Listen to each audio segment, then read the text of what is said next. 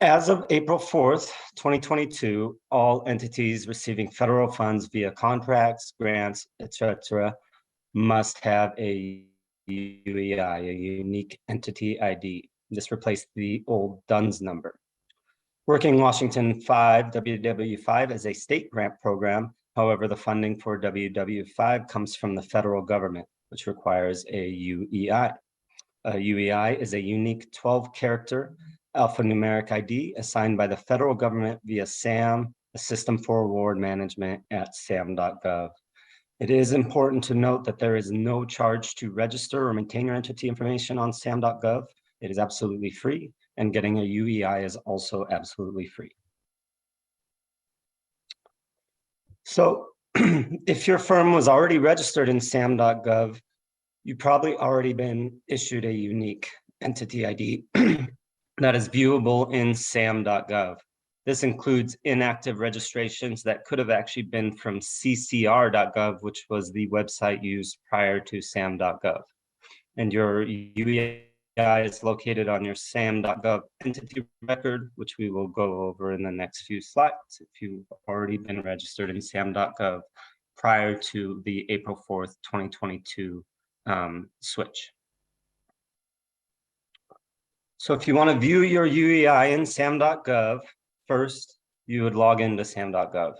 And in the entities section of the workspace, you will select the numbered bubble above the active registration highlighted in red on this slide. And your unique entity ID or UEI will be displayed below your entity name in this section.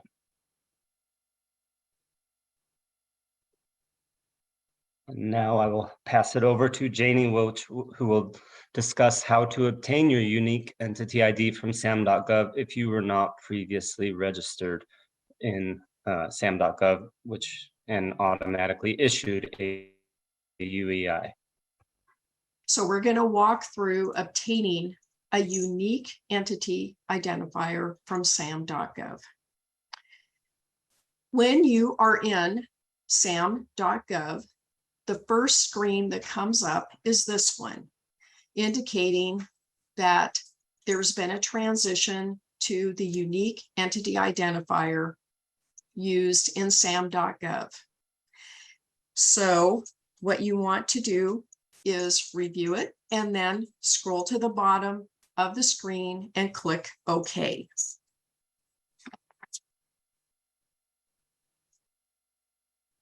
You then need to register your entity with SAM.gov. So this page gets you started. And what you need to do is go to the right and click on the Get Started button twice.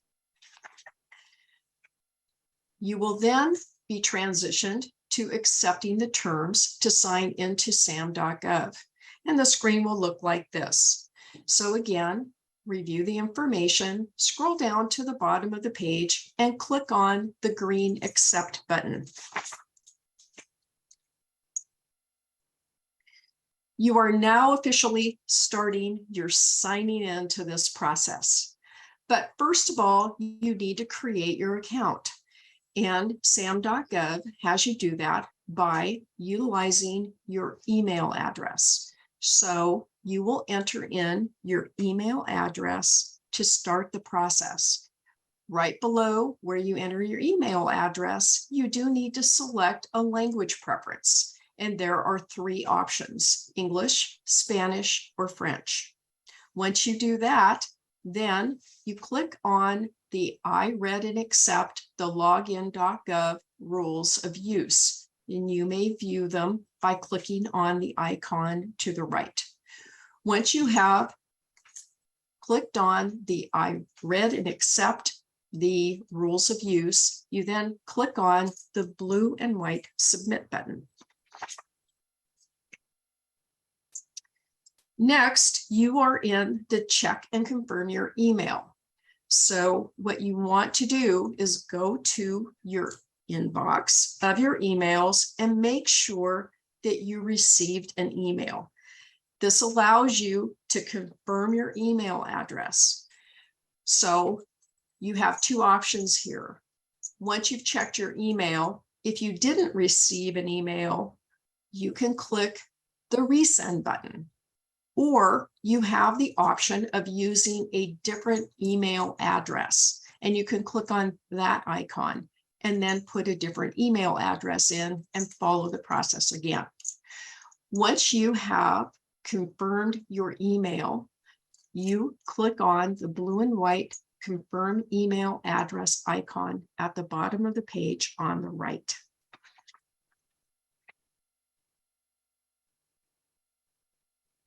With any system, once you have a user ID, you also need to have a password. So you need to create a strong password on this particular page. What you start with is a confirmation of your email address, and then you use 12 characters. And we want a strong password. So you might want to do a combination of letters, numbers, and symbols. You have the option of having your password displayed as you are entering it in. Once you've put in a password, you click the blue and white continue button at the bottom of the page.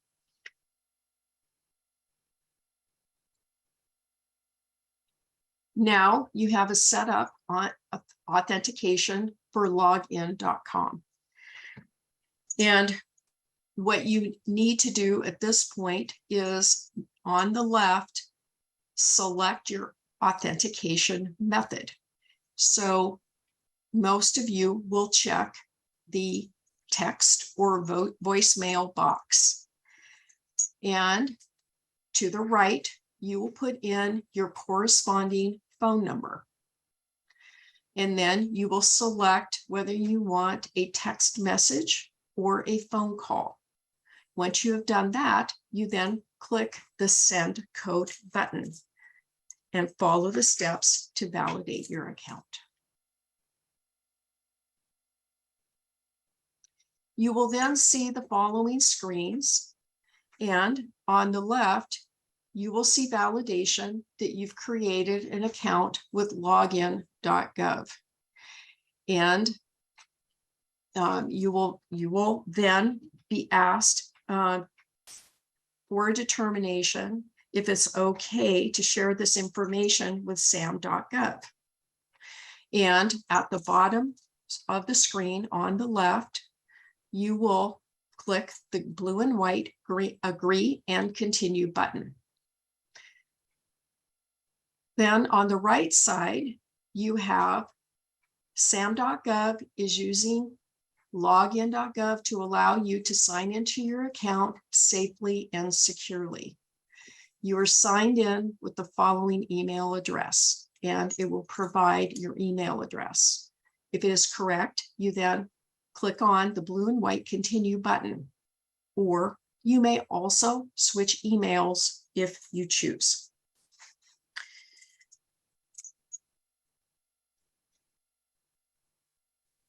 Now we are officially in the getting your UEI part of this and getting started in SAM.gov. You essentially have completed the first phase of this registration process. And you can tell that because if you look in the upper right-hand corner, you will see in yellow the notifications that are there. Now, the really important part here is that you want to click on the green Get Started button to the right. So we'll do that and transition to the next page. Now I want you to take a look at this page because this is a very important section for you. And because you only need to obtain the unique entity identifier for financial award purposes, the box that you will check is the third one, that is get a unique entity ID only. This is, again, very important. You don't want to select the other two buttons. All right. And once you select that, then you will scroll down to the bottom of the page, and there are 3 icons. You want to select the one that is circled in red with the arrow pointing to the right for your next button. This will transition you to entering your entity information. So again, what you want to do here is you want to enter in your legal business name. You may put in your doing business name as an option. And then you want to put in your physical address. Please keep in mind that as you transition to the next page, this system will be searching they indicate millions of records to find your match for your business. So please, again, be as detailed as you can here, entering in your legal entity name. Your doing business name is optional, but your physical address, not your mailing address, but your physical address for the business. And then you go to the bottom of the page and click the right arrow button to go to next. This next selection phase is extremely important for you as well. What you are doing is you are validating what you entered in the box. Where you see test account and the address, you will see the business name that you entered in the prior slide and the address that you entered in the prior slide. You have 2 selection options that you need to make on this page. For the selection process on the left under number 1, you are required to enter in the first box selection being my entity is listed and all details are correct. That's one option choice. The one below it is my entity is not listed. And then the third option choice is my entity is listed, but some details are incorrect. I am going to provide you in the next few slides how to process through each of those. But we are going to start with the easiest one. And that is my entity is listed and all details are correct. If you select that button, you also select a button for number 2. And what is selected may be the top or one of the others, but it is the best match to your legal entity. This can be just your trade name and correct address as an option. So if you select my entity is listed and all details are correct in number 1, and you select an entity in number 2 that matches your business, you then go to the bottom of the page and select the next button.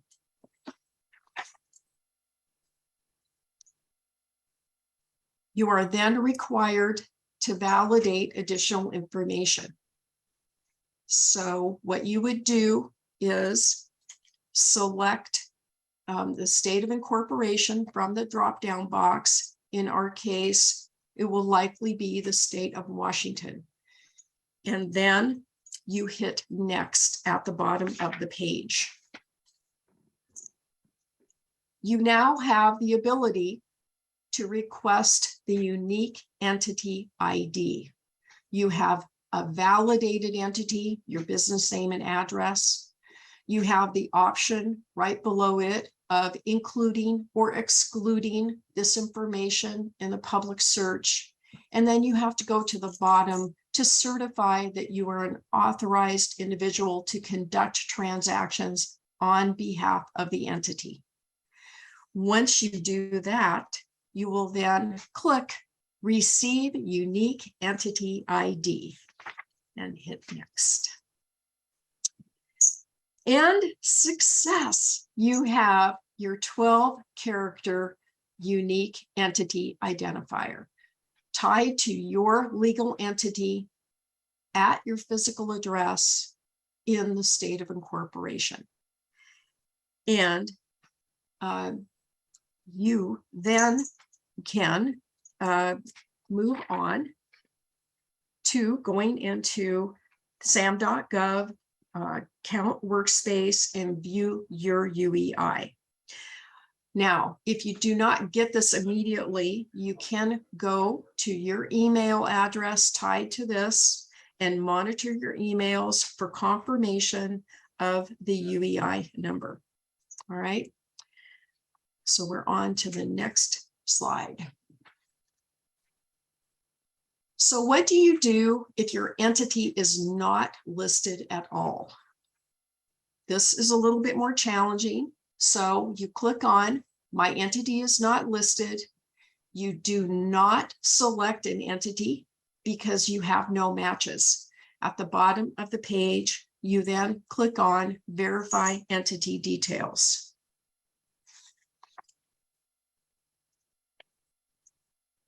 You will then be asked to provide documentation, and Kate Hoy, our PTAC counselor, will be providing documentation examples that you will provide for the validation. The next option is My Entity is Listed, but some details are incorrect. If this is the case, then you do a number 2, select an entity that is closest to your business, and then click on Verify Entity Details.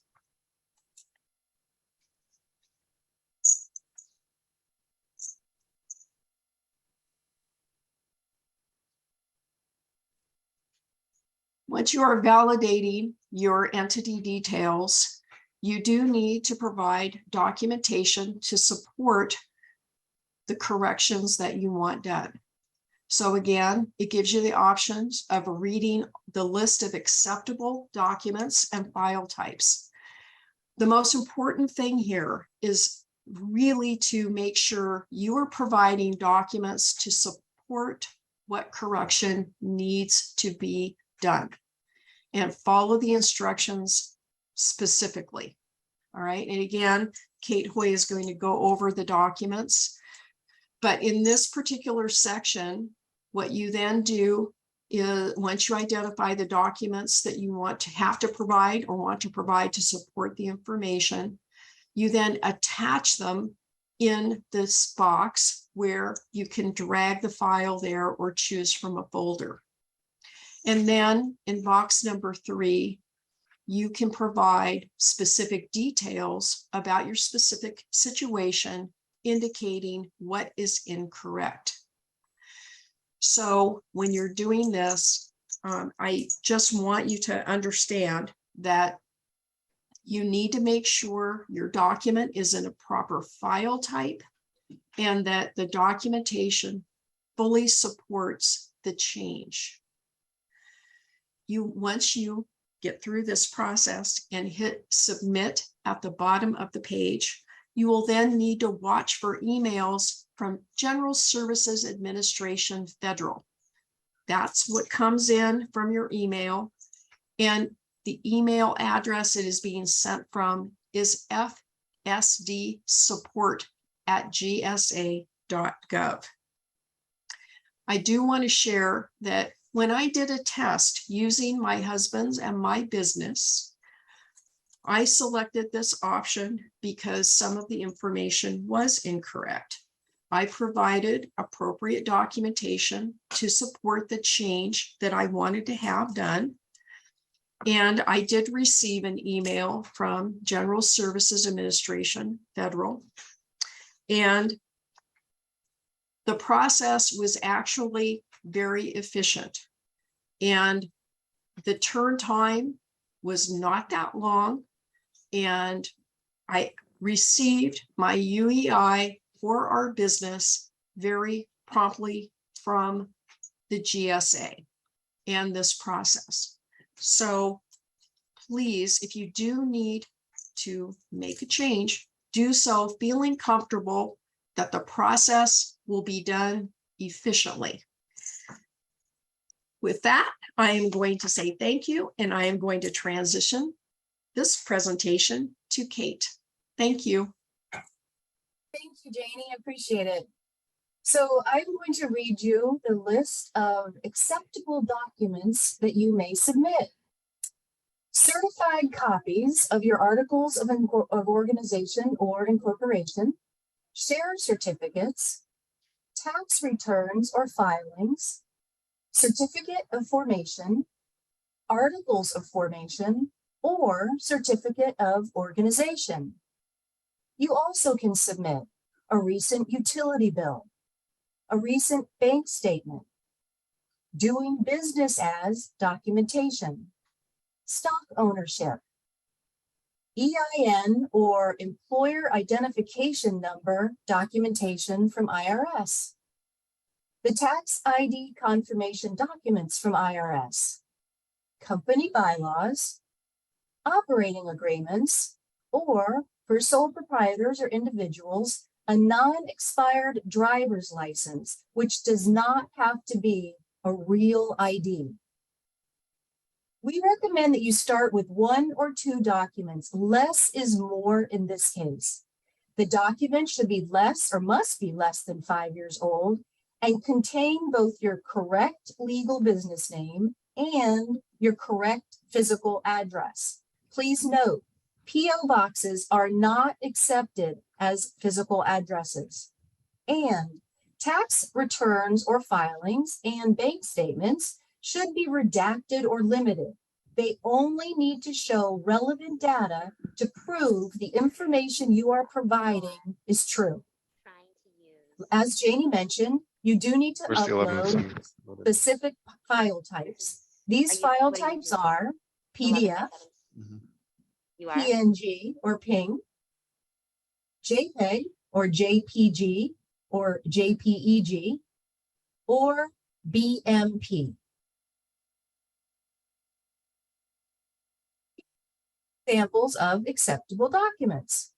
First, we've got a certified copy of your articles of incorporation or organization, or a recent utility bill.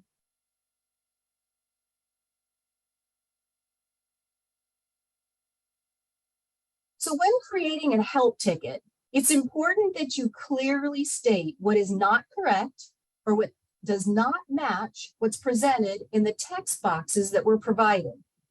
Include the correct name, what the name should be, the correct address, what the address should be, or any other data for which you're providing documentation.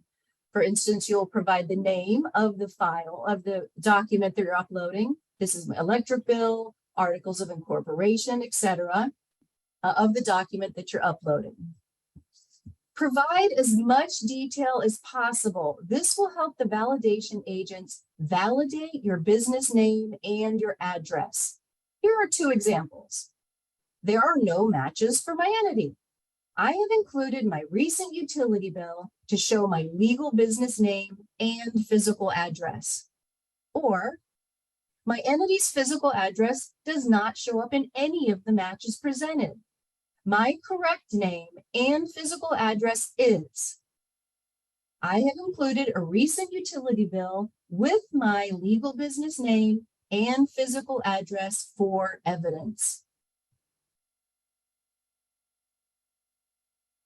To issues, this process can take a while. So it's important that you visit SAM.gov and start working on getting your unique entity ID or your UEI as soon as possible. You do not need your UEI to apply for the Working Washington 5 or Convention Center grants. However, you will need to have it prior to receiving funding should you get awarded a grant. Note, the Federal Service Desk is currently experiencing a backlog of these entity validation requests. Your request will likely take up to 10 working days minimum before you receive a response. And it's important that you only create 1 help ticket. Creating multiple tickets does not speed up handling your issue. and it actually will slow down the overall process. Do not call or chat up the help desk at SAM.gov about entity validation. The specialists that handle entity validations are a different team, and they can only communicate with you through your created incident.